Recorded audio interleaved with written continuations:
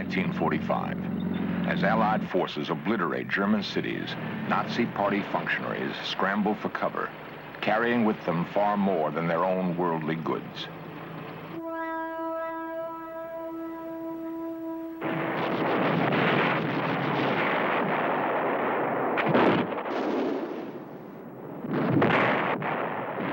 From D-Day, the 6th of June, to the complete collapse of German military strength, a brief 8 months had gone by.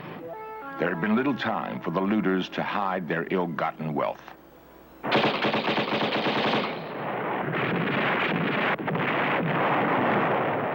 By war's end, hundreds of millions of dollars in jewels, gold, and artworks were being stuffed into strong boxes to be hidden in the most unlikely places. The Plunder set off one of the greatest treasure hunts in history.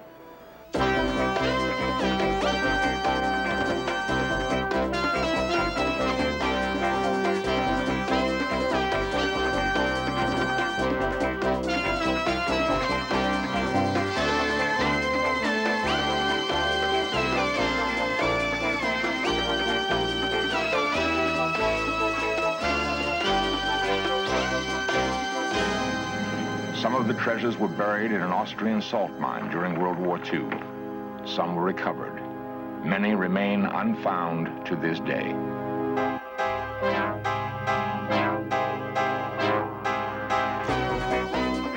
This series presents information based in part on theory and conjecture. The producer's purpose is to suggest some possible explanations, but not necessarily the only ones, to the mysteries we will examine.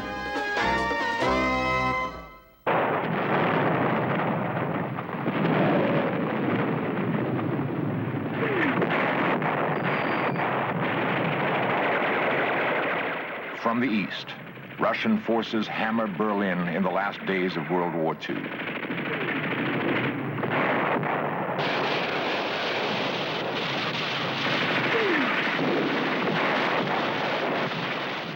In the spring of 1945, Adolf Hitler ordered the German army to defend Berlin to the death of the last man.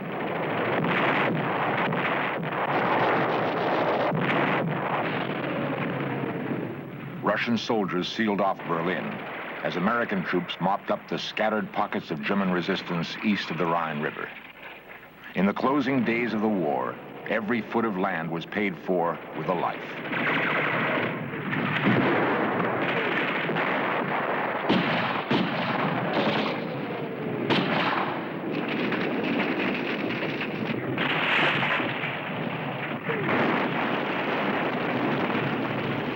The once haughty German legions defended Hitler's capital city with companies made up of old men and young boys. Russian infantrymen poured into the marble halls of the capital and sounded the death knell of the so-called 1,000-year Reich.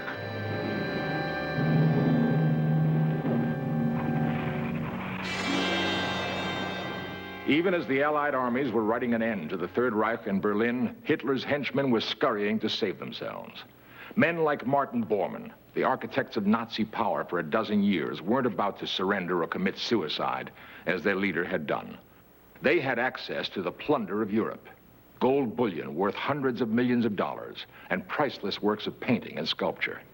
They snatched what they could and ran for their lives, some to be caught later, others never to be seen again. Their disappearance touched off the greatest manhunt in history and the greatest search for treasure.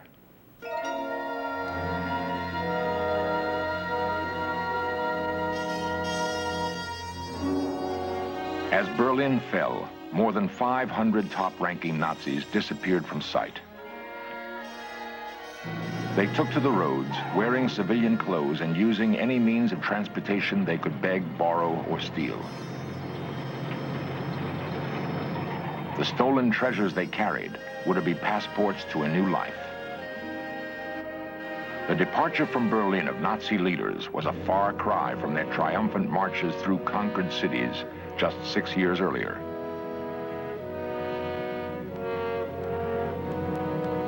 On a spring day in 1940, the streets of Paris played host to a strange caravan. Riding in an open staff car, selected officers accompanied Adolf Hitler on a tour of the City of Light.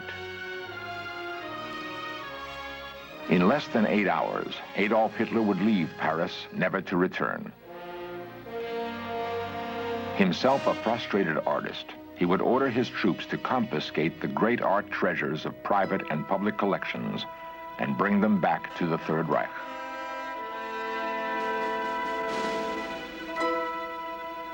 Art historians have often attempted to trace the plundering that occurred during the Nazi occupation of Western Europe, but an impossible jungle of documents has subverted most of their attempts.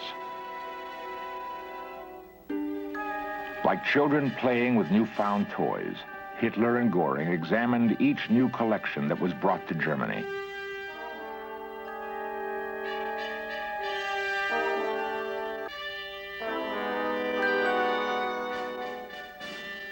Countless hundreds of millions of dollars in paintings and sculpture adorned the walls of the Nazi Museum in Munich.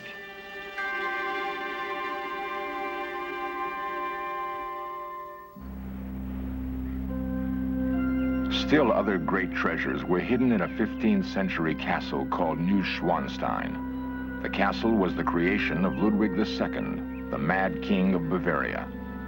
In a sense, one madman's monument had become a storehouse for the greed and fantasies of another.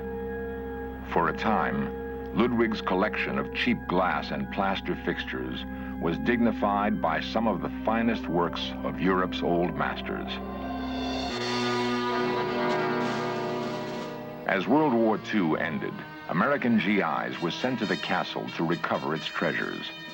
What they found were the works of incomparable artists haphazardly grouped with paintings of little or no merit.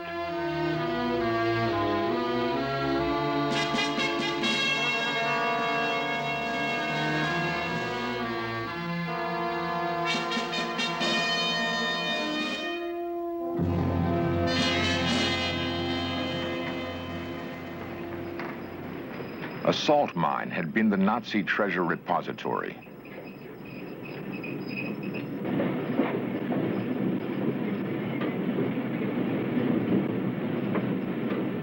In the perfectly controlled humidifier, an elaborate vault had been created in which the paintings could be safely housed. To this day, the salt mine remains.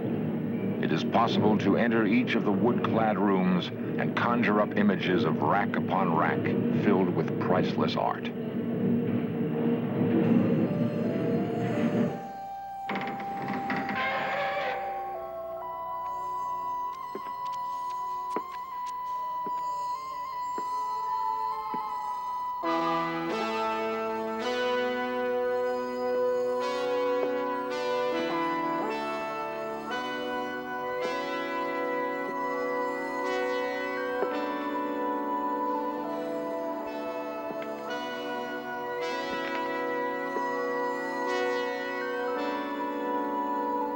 The search for treasure taken from the salt mine was assigned to men like Walter Horn, a German-born art historian who worked with U.S. military intelligence after the war.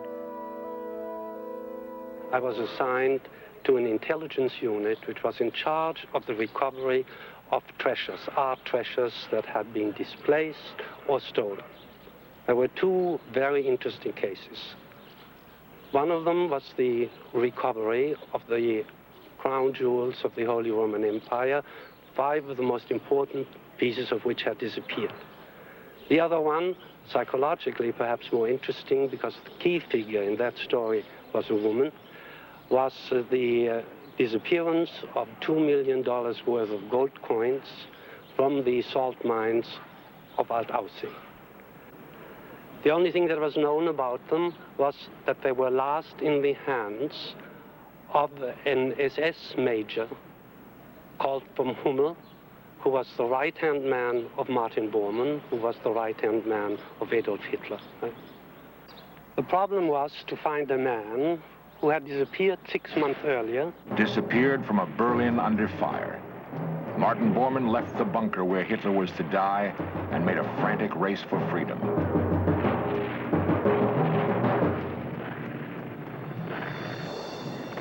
Years later, his chauffeur retraced the escape route used by Bormann and his men.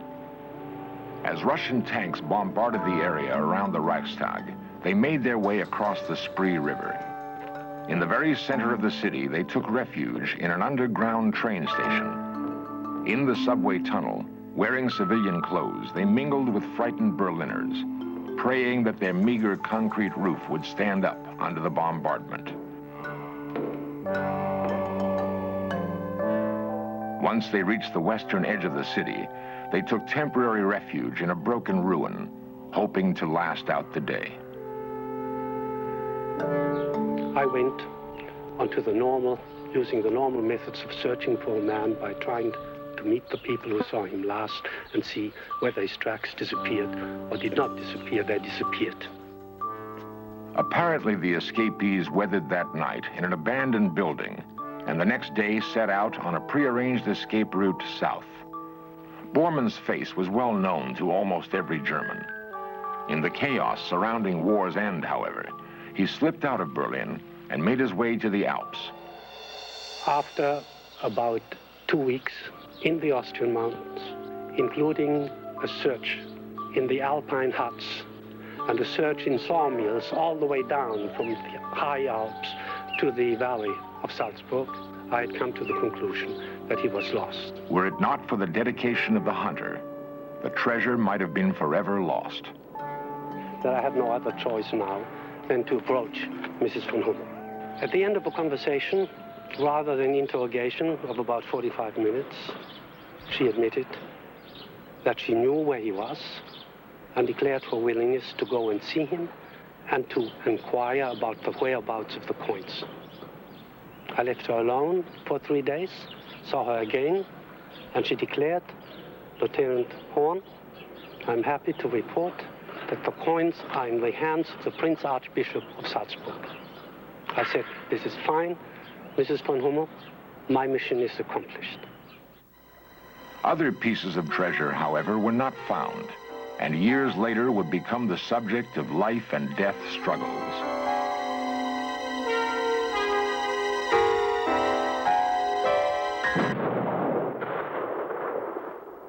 Trainloads of priceless treasure rolled across the German countryside.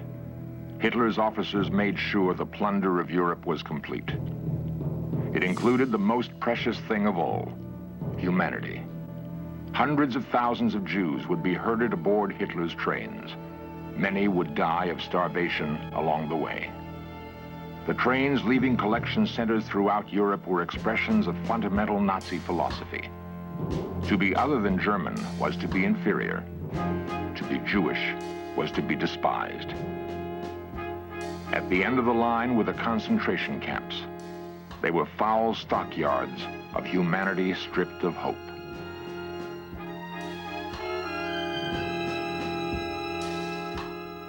With the Jews, Hitler found the scapegoat he needed to explain Germany's failures between the wars.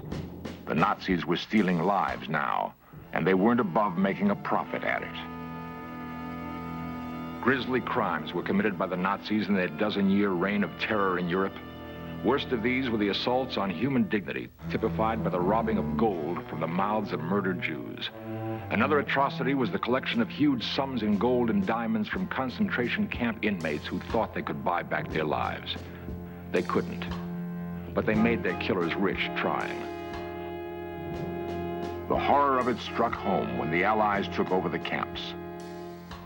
They entered as liberators, but there were no cheering crowds. They beheld instead a tragic spectacle. Combat hadn't prepared them for this. The ovens, Hitler's final solution. Human bones piled everywhere. Clearly, the horrors invented by the Nazis were beyond comprehension, beyond words. Treasure could be recovered, but lives could not. The task would be enormous. Perhaps it would never be completed.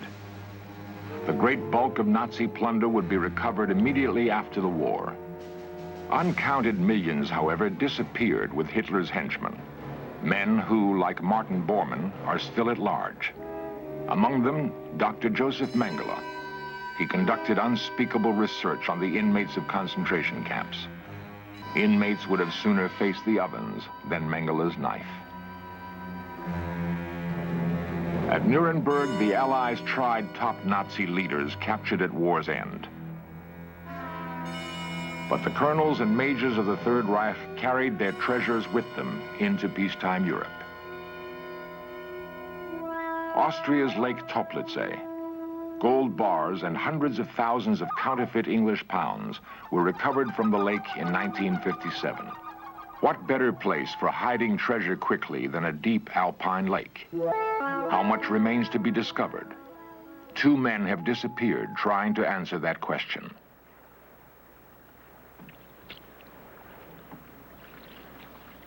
The search goes on in spite of the lake's ominous history. The Austrian government tries to discourage treasure hunters, but the lure of Nazi gold is powerful. 2 volunteer firemen from a nearby city have dreamed of the riches that may lie beneath the lake. The dream brings them to Toplice again and again. Perhaps this will be the day. The quest is exhilarating, but not without danger. Vigilance is important.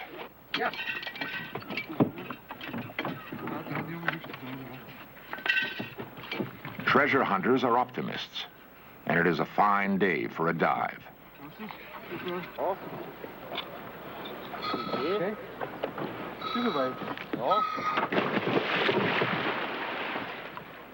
Optimists, yes. But the treasure hunters know other hunters may be abroad. The men who hid the gold were not strangers to killing. Who knows where they are now? The water is deep and cold. It is easy to see how it has kept its secret for more than 30 years.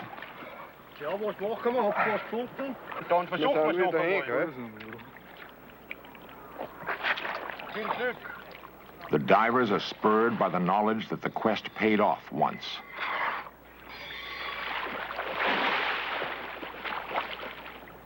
There was another time when blood may have been spilled to keep the secret of the lake. The secret was born in 1945. The Nazi hierarchy, not killed outright, was in flight. If they were caught, they might lie their way out of long prison sentences, but not if they were caught with treasure.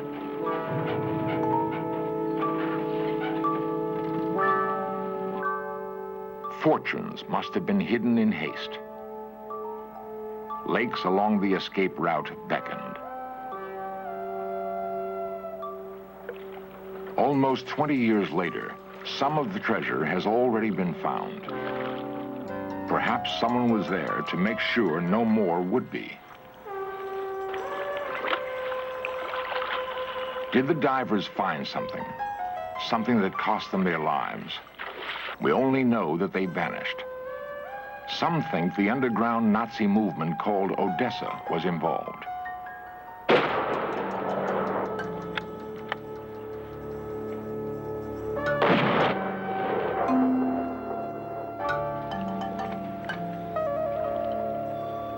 It is 1976. No one will vanish on this dive. There will be no treasure either. It is possible that the gold remaining in Toplice was moved years ago when its guardians felt others closing in. There are many other lakes and many secret bank accounts. Serious investigators don't dismiss the notion that there are still men in hiding who would see Hitler's nightmare world reborn. Great treasure would have to be close at hand to once again unleash the dogs of war.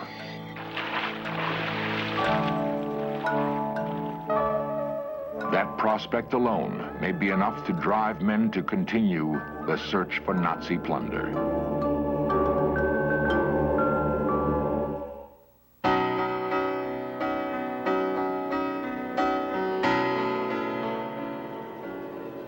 Florence, the capital of Renaissance culture, is the center for the continuing search for the plundered art treasures of Europe. Rodolfo Siviero is the most active of the art detectives.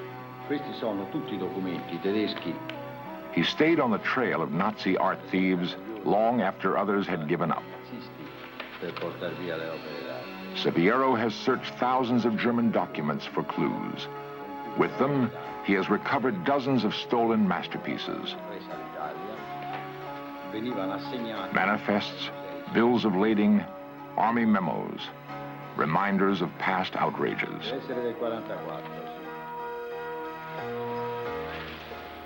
The collections of the Uffizi Gallery and the Pitti Palace in Florence have been reconstructed through the work of Severo and his colleagues. Yet Severo estimates that a third of Italy's plundered art is still missing. He thinks much of it is hidden behind the Iron Curtain in East Germany. One of his hardest tasks has been to root out the fake masterpieces that began showing up after the war. Museums, anxious to restore their collections, often fell victim to swindles. The flood of copies has made it even harder to trace the fate of the originals.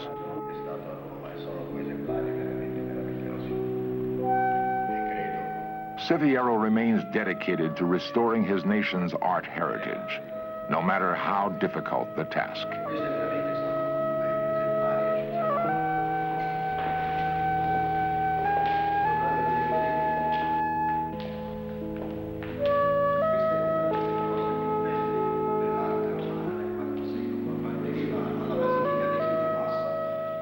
It is important for men like Severo to believe that beauty can endure. It must endure if man is to banish the ugliness of war. Perhaps, if beauty endures, the flaming destruction of the past can finally be cast aside.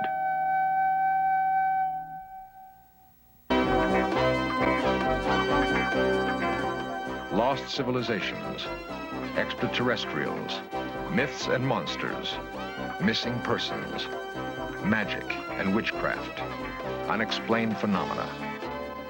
In Search of Cameras are traveling the world, seeking out these great mysteries. This program was the result of the work of scientists, researchers, and a group of highly skilled technicians.